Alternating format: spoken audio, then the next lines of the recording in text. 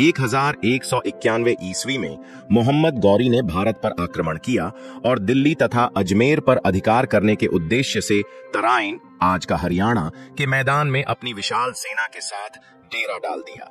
गौरी की सेना में प्रशिक्षित घुड़सवारों और धनुर्धरों की भरमार थी, जो युद्ध में चपलता और घातक आक्रमण के लिए प्रसिद्ध थे। पृथ्वीराज चौहान को जब इस आक्रमण की सूचना मिली तो उन्होंने तत्काल अपनी सेना संगठित की और विभिन्न राजाओं को अपने साथ मिलाया। उनकी सेना में राजपूत योद्धाओं की संख्या अधिक थी, जो अपने साहस और युद्ध कला के लिए प्रसिद्ध थे। जब दोनों सेनाएं आमने सामने हुईं, तो एक घमासान युद्ध हुआ। भारतीय सेना की वीरता और रणनीति के आगे गौरी की सेना टिक नहीं पाई।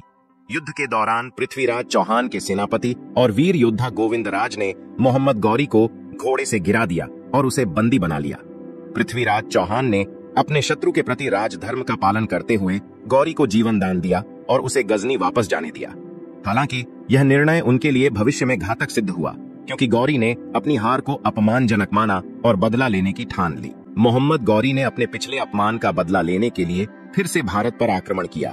इस बार उसने पहले से अधिक संगठित और रणनीतिक तैयारी की थी।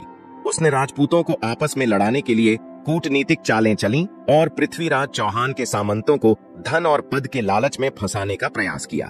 कई हिंदू राजा और सामंत जो पहले पृथ्वीराज के साथ थे, इस बार गौरी के साथ मिल गए।